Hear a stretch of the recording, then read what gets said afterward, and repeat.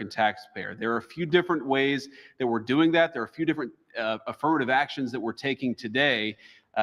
Dr. Oz is going to talk about those, but let me talk a little bit about the spirit of this and why we're doing it.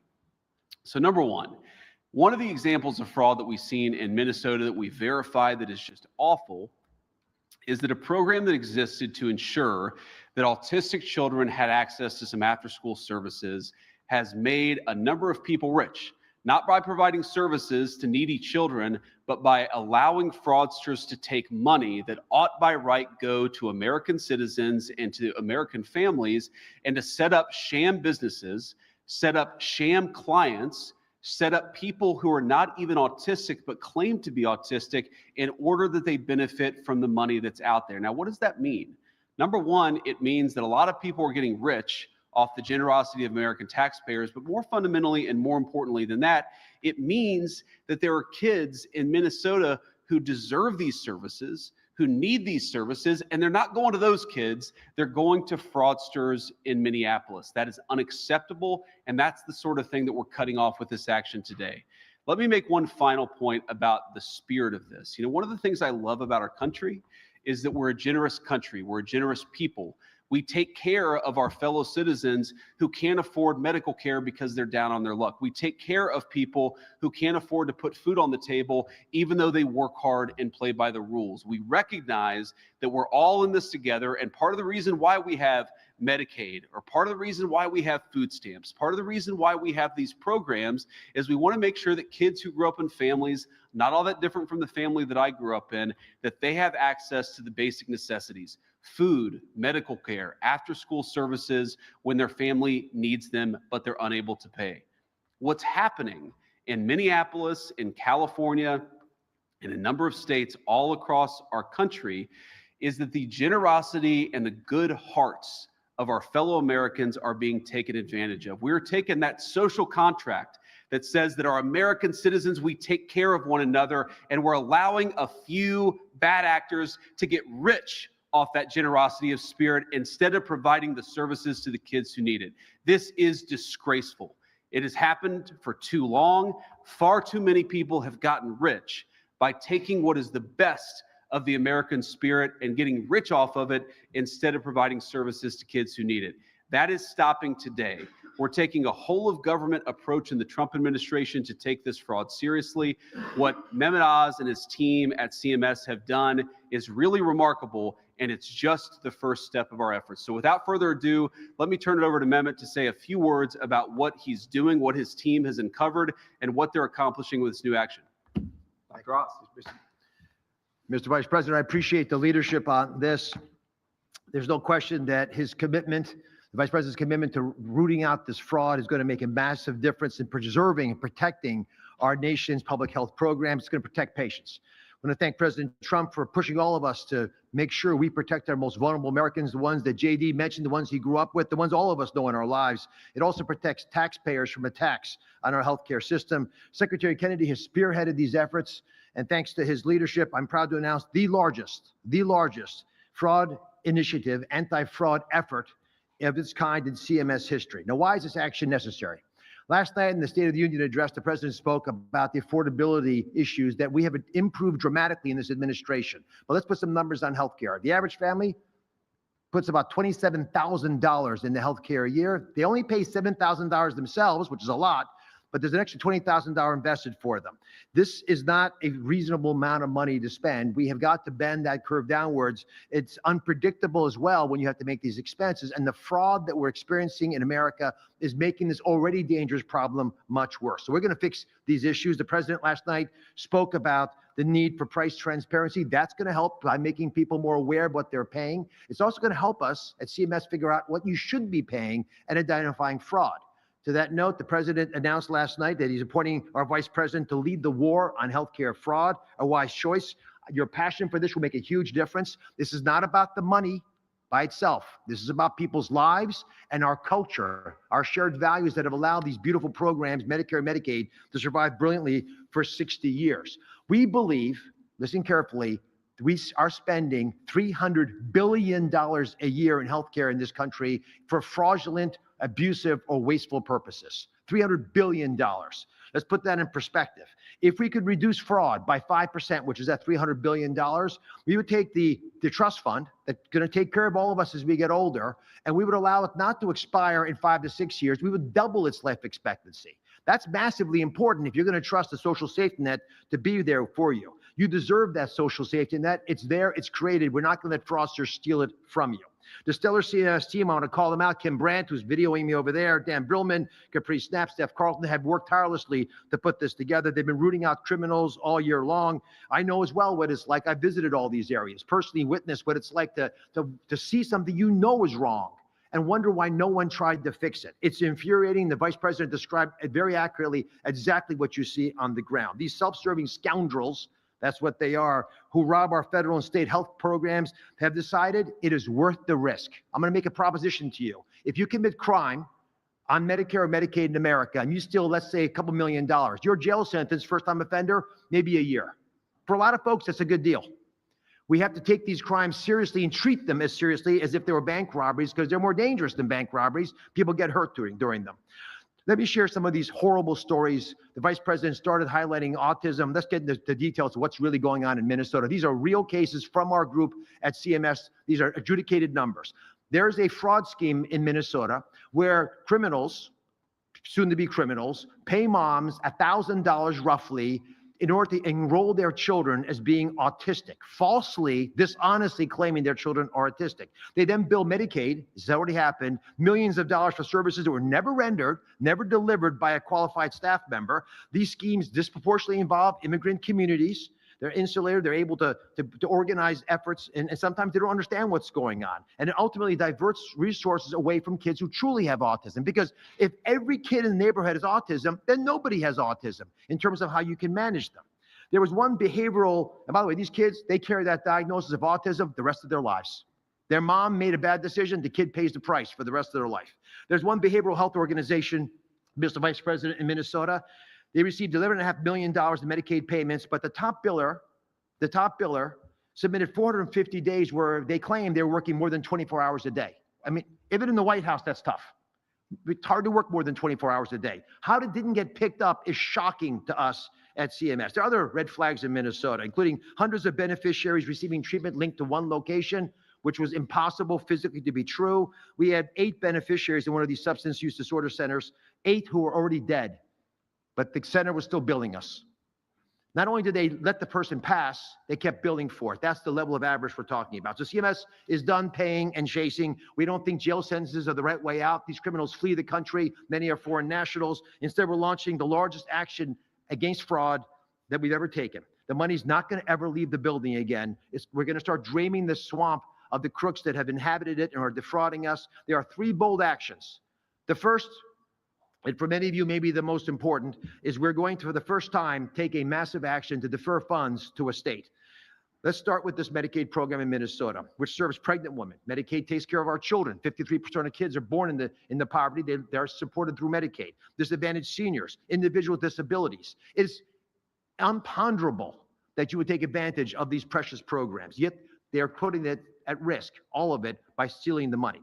So it's our duty to preserve Medicaid, and what we're going to do is identify the scammers, which we have done in Minnesota. We've identified that they've hijacked, in particular, a certain part of the Minnesota Medicaid system. Said differently, and I'll just put the numbers out there, it's going to be $259 million of deferred payments for Medicaid to Minnesota, which we're announcing as I speak to Governor Walz and his team. And that's based on an audit of the last 3 months of 2025. Restated, $250 million is not going to be paid this month to Minnesota for its Medicaid claims. Now that's $250 million of money. That's your money. It's your taxpayer money. And these home and community-based services, which again are services that are typically things you would do for your family, but for whatever reason your family is not there to provide them, are very hard to audit. And for that reason, there's been a lot of slippage. The guardrails have not been well maintained. And if you're not serious about the integrity of the program, you'll see these problems happening in your state, which is why Minnesota's not alone, although they're the first to receive this action. These high growth areas of fraud are difficult to police, so we require the states to take these issues seriously. This $250 million deferment is hopefully going to get on the radar screen for the state of Minnesota and make sure they are responsive to our requests. We did what any honest and patient-focused agency would do. We have notified the state and that we will give them the money, but we're going to hold it and only release it after they propose and act on a comprehensive corrective action plan to solve the problem. If Minnesota fails to clean up the systems, the state will rack up $1 billion of deferred payments this year. Governor Walz has 60 days, sir, to respond to our letter. And if providers and beneficiaries are worried about getting their money in services, please call your governor. These are services the governor has already paid for. We are just not reimbursing the state. To make it clear, there is a rainy day fund in Minnesota, so we are very confident that people will not be hurt in Minnesota. This is not a problem with the people of Minnesota. It's a problem with the leadership of Minnesota and other states who do not take Medicaid preservation seriously. Any delay in services is going to be should be laid at the seat of Governor Walz. I believe he will take this seriously. They're not the only state that's floundering. We have more announcements from other states coming soon. Second big issue has to do with Medicare. So that was Medicaid in Minnesota, takes care of our most vulnerable populations. Medicare takes care of our seniors. Durable medical equipment. Most of you have not thought much about this category. These are the folks who they serve wheelchairs, canes, they sell knee braces, catheters, Foley catheters. Durable medical equipment suppliers, because they ship prostheses and these items, they're a great target for fraudsters. Here's what they do. They can steal the beneficiary number and they never ship the product. They pretend to ship the product, but nothing ever gets sent out. So there's no cost of goods sold, there's no inventory, there's no payroll, no one works in the place, it's empty. But they generate millions of dollars of fake bills. There was a national DME fraud scheme that generated $1.1 billion recently in fraudulent orthotic brace orders. The beneficiaries whose numbers were stolen and used, they couldn't get those products. Imagine if you're on an insulin pump and someone steals your number and orders an insulin pump fictitiously, bills Medicare, and then you come and want to get this to deal with your diabetes. You don't get it. That actually happened. And what happens to those patients? They don't know if their blood sugar's so high or so low that they might die. That's the risks that we're allowing by not taking this seriously. So today, issue number 2 is we're announcing a 6-month national moratorium, blocking all new enrollments for durable medical equipment, prostheses, orthotics, supplies across the board. These crimes are becoming a major source of fraudulent activity. And I'll just mention, Mr. Vice President, South Florida. You ever go to McDonald's? Yeah, too much. We had rehearsed this. So there are twice as many durable medical equipment suppliers in South Florida than McDonald's. Wow. And that's not because Secretary Kennedy is closing down McDonald's. That's because the amount of fraud is so massive that it's easier to open one of these suppliers than open a bank account, which is why we're working with Secretary Bessent. And part of the reason for this moratorium is it gives us time to be able to deal with these issues that have become massive. And if we just shut down South Florida, they'd all flee to California and to Texas. So we have to shut the whole country down. This unfortunate necessity is going to allow us to get on top of what we believe is billions of dollars of DME frauds. We've already stopped $1.5 billion of billing, but we need more time to shut down these bad guys. But it's going to be effective, and it's not going to touch the people who need these services. We have designed the system so that all the people who are already selling products can continue to sell products until we check them out, but no new DME enrollments, no ownership changes, all the things that fraudsters have done historically will be blocked. This way, we're preserving access, but we're not allowing tax dollars to be stolen. Now, you may be asking, why is it so important to crush fraud to assure the affordability of our nation? I'll just give you one example that we just finished dealing with. The Vice President's aware of this. We had skin substitutes that were generating, we believe this coming year, $23 billion in billing. Because we're able to shut that down to where it's supposed to be, because they have a role when used appropriately, every single senior in America, everyone, is going to get $132 extra money this year, just from that one thing that we shut down. That's the amount of money we're talking about, and it affects all of us. And to that note, because every one of you are affected, we want all of you to help us. So the third big announcement is we want to crush fraud by crowdsourcing ideas. We're issuing a request for information. We need and we want your help. The Vice President, myself, the President, Secretary Kennedy, all of us know that all of us are smarter than any one of us. So what can you do? We want your input on how to prevent, detect, and respond to fraud in government-funded healthcare. Whatever ideas you have, we're interested in. Our goal is to supercharge program integrity over the next 6 months. So we put in a request. That means providers and suppliers and payers and technology companies, patient advocates, beneficiaries. If you see fraud, you let us know. A state Medicaid director can show us patterns of fraud that we're not aware of. A provider can help understand compliance burdens and how to deal with those more effectively. Patient advocate, get cracking on making sure that people are aware of fraud.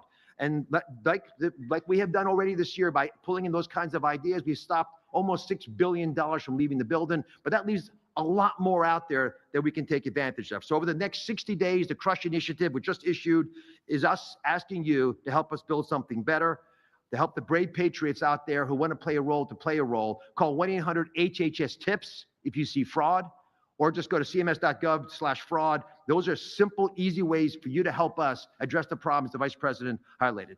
God bless you all, Mr. Vice President. Thank you. Great job. Very, very, very important initiative, and we'll take a few questions. I didn't expect you to put me on the spot with Bobby Kennedy about my fast food habits, but here we are. Sir in the front. Two things, Mr. Vice President. First, can you talk about the legal authority under which the federal government pauses legally obligated funds under mandatory funding from Congress, such as Medicaid? And secondly, if you could tell us anything you know about the situation off the coast of Cuba, which is a speedboat shop. We've been briefed on that. You know, Americans were killed or injured in it.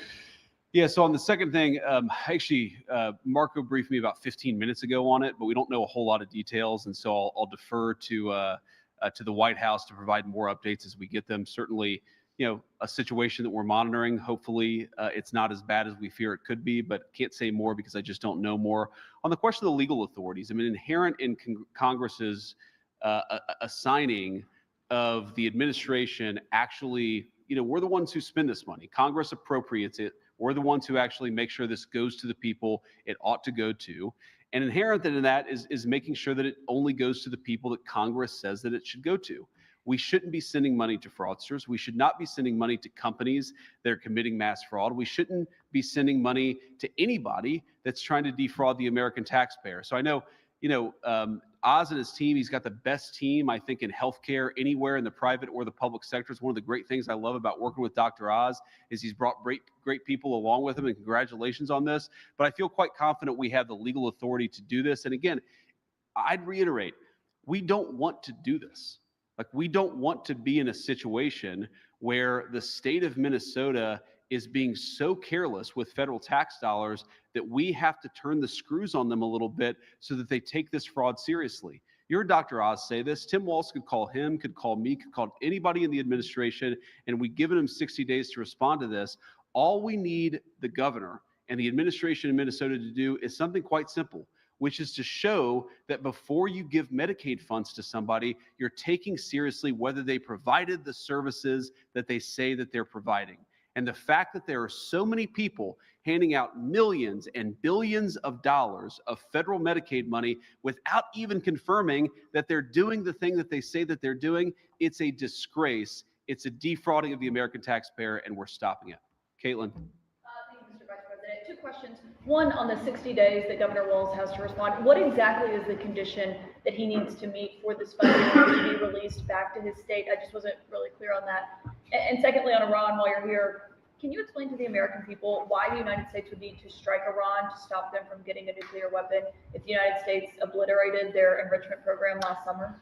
Well, I'm not going to make any news on Iran today, Caitlin. I'll let the president make those announcements. As you know, he is sending two of his best negotiators to Geneva tomorrow in order to continue to try to strike the best deal possible for the American people. But the principle is very simple. Iran cannot have a nuclear weapon. If they try to rebuild a nuclear weapon, that causes problems for us. And in fact, we've seen evidence that they have tried to do exactly that. So the president sending those negotiators to try to address that problem, as the president has said repeatedly, he wants to address that problem diplomatically, but of course the president has other options as well.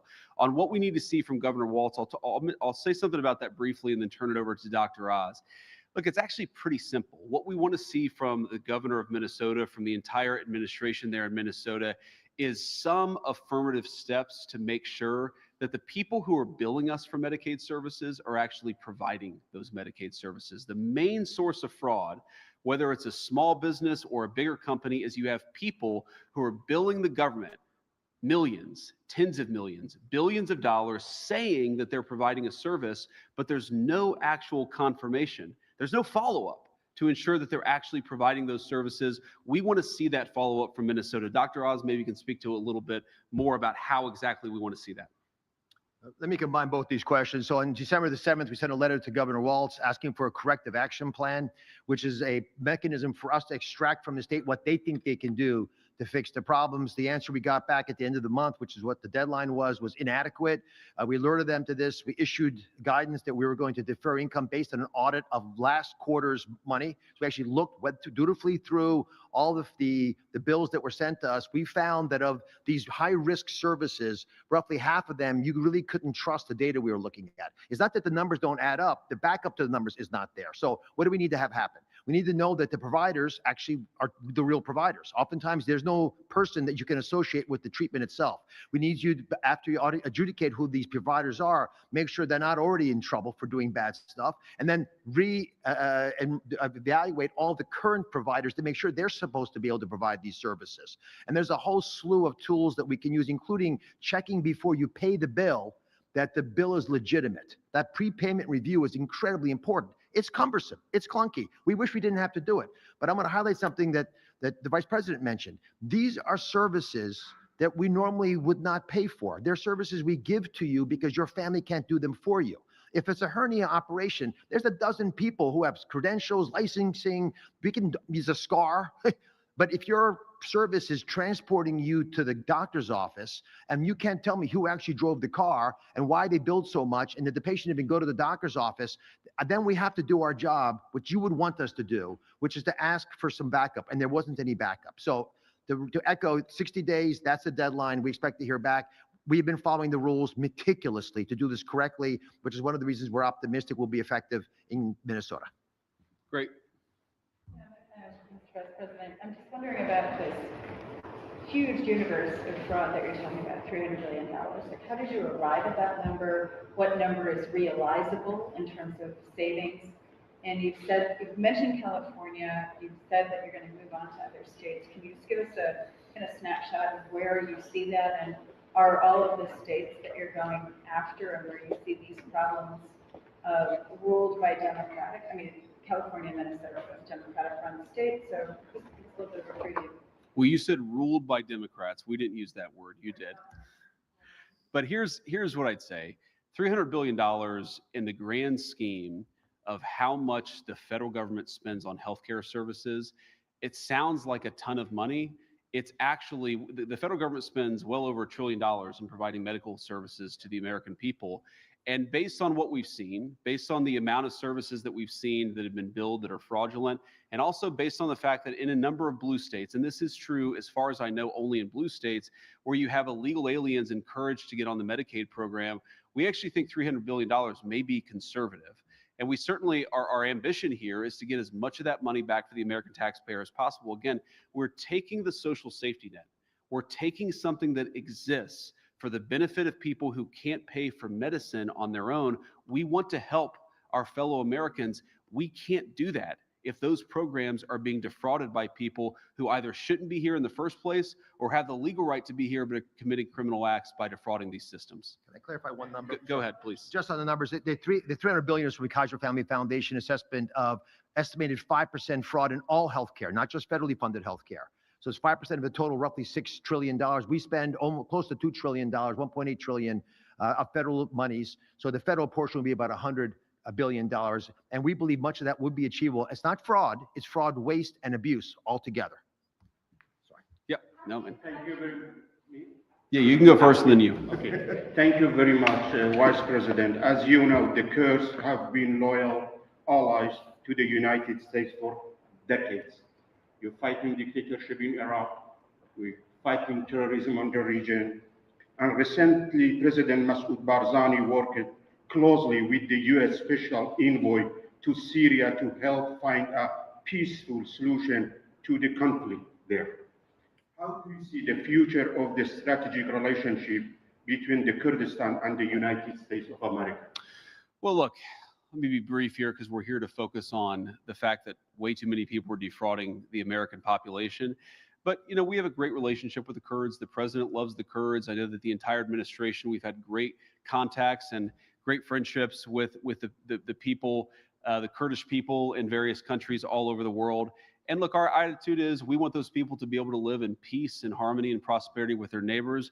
We've pursued a foreign policy of peace in part because we want the Kurdish people, but also the Arab people who live there, the Jewish people who live there, the Christians. We want everybody to be able to live in peace. And that has been the main focus of our policy in Syria. It's been the main focus of our policy really all over the world. Ma'am? Yeah. No, let's, thank you. How do you intend to make sure that the consequences of ending these fraud programs in Minnesota don't impact the people who are enrolled in Medicaid?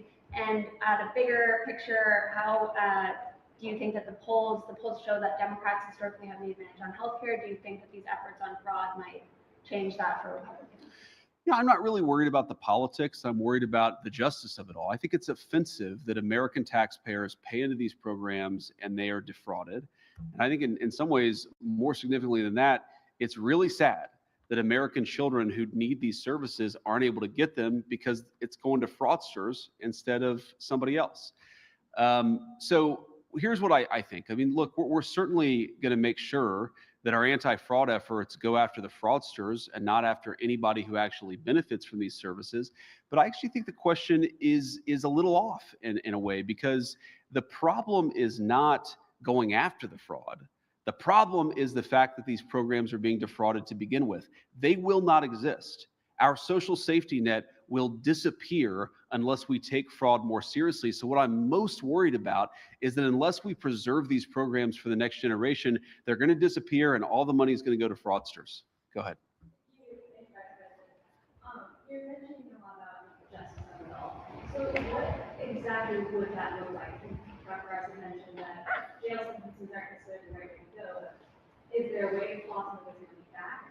A way to get refunds? Do you want restrictions on that? And then I have follow-up questions. Yeah, I mean, look, there are certainly ways to claw some of the money back. It depends on the circumstances of the case. When you're talking about hundreds of billions of dollars potentially in fraud, that's a big universe of cases. There are different ways of anticipating it. You know, you heard Dr. Oz say some of these people, they will commit a crime and then leave the country. Obviously, we're not going to prosecute people who aren't even in the United States anymore. But I really do think that criminal penalties for some of these fraud cases have to happen. We have to make sure that we stop the fraud being committed against the American people. And if you violate the law in the process of defrauding American citizens, you ought to face the full consequences of the law. And then on that, you said a few weeks ago that there would be a new assistant attorney general position. Yep. Advance this effort. Can you give me an update on the timeline for when we might see a name announced, when you want the Senate to start working on confirmation? Yeah, so I believe we have the name announced. I would say that Colin is on the Hill maybe today or yesterday. Colin will be the new AAG to help us combat fraud. I believe he's had great meetings all over the Hill today as part of the Senate confirmation process. I think he's impressed a lot of people. He's certainly impressed me. And again, we have a whole of government approach. I mean, what Dr. Oz is doing at CMS is very, very hard work, but it's not the only thing. We're trying to buttress it with a whole of government approach. Scott Bassett at Treasury is going to work on this. We're going to have our great Department of Justice work on this. We want to take this seriously because it's a serious problem for the American people, and so we got to fix it. Go ahead. Will the way that you're handling fraud in Minnesota by withholding this Medicaid reimbursement serve as a playbook for how you'll handle it in other states, or are there other tools that you'll be using? Well, I think you can, certainly. There are certain things that we're doing in Minneapolis and Minnesota that we're not going to be able to do in other parts of the country because the fraud is going to be different in each place. But yeah, I think this basic model of saying to people, hey, you get a massive amount of money to provide a service to people. Did you actually provide that service?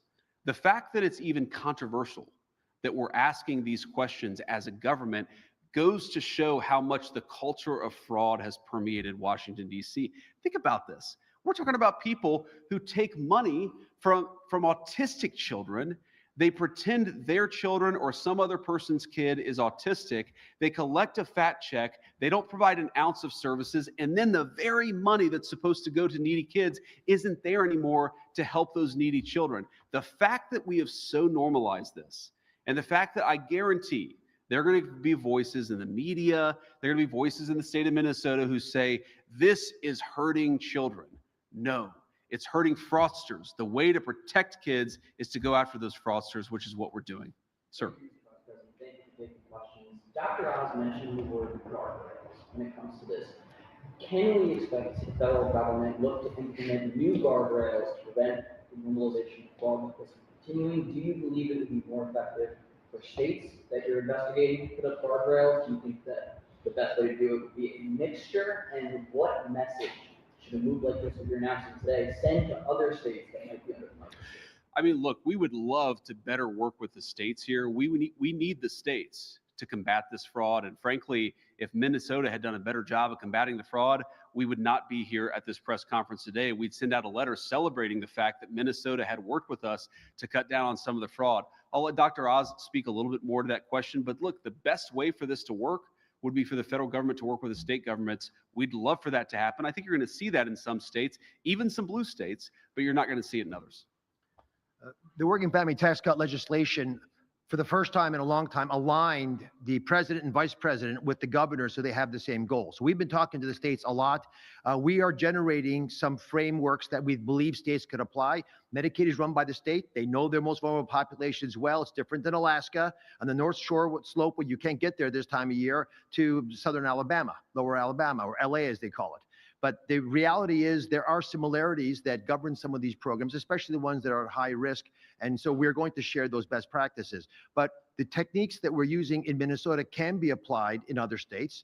But it's the fraud, however, that will drive that. And so there are some states, I mentioned Florida, that's a red state where there's a big fraud problem in the southern part. They're trying to get their arms around it. We've sent a letter to Minnesota, which has a Republican senator. We're very concerned about New York, where they're the single most prominent job in New York is a personal care service. Retail is not the top job in New York anymore.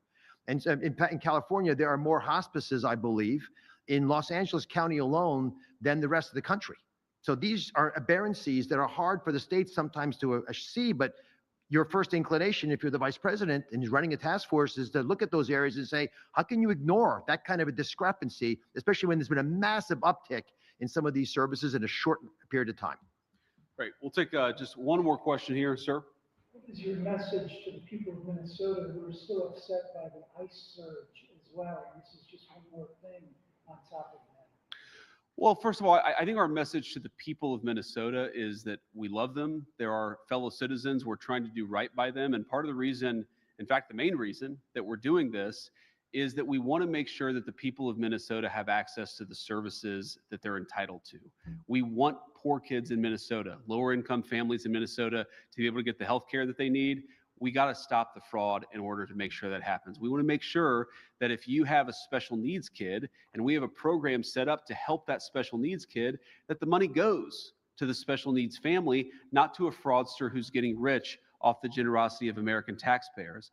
Now, you talk about the ICE surge. Again, I think it goes back to the question I just answered, which is so much of what is broken in Minnesota, as far as I can tell, is a lack of cooperation between the state government and the federal government. If you look at any blue city or any blue state or red city or red state, the immigration enforcement that we were doing was going smoothly. We'd find out that there was an illegal alien sex offender at a prison. We'd show up, we'd arrest that person, and we'd send him out of our country. Or maybe that person was a repeat offender and they were out of prison. The local authorities would say, you know what? Go and go to this person's address and arrest this guy because we want that violent criminal out of our community. What was so bizarre about Minneapolis is that it was one of the few places in the entire country where they said, no, we're not going to help the federal government get illegal alien sex traffickers out of our community. We are going to do everything that we can to prevent federal immigration enforcement from happening, even when you're going after the very worst of the very worst. Similarly, I would think that if I was the governor or a leader in Minnesota, I would want the benefits that ought by right to go to needy children. I want them to go to those needy children and not to fraudsters, whether they're from the Somali community or anywhere else. But no, we haven't gotten the cooperation. So what I would say to the people of Minnesota is that we want to do right by you. We think you deserve better public services. We think you deserve to have the benefits that you're actually entitled to. And that's why we're doing this. And we encourage everybody in Minnesota, whatever their political affiliation, to work on the state government a little bit, because if we had some better cooperation, we could have common sense immigration enforcement. We could also have less money going to fraudsters, which I would think would be a bipartisan issue. Thank you all.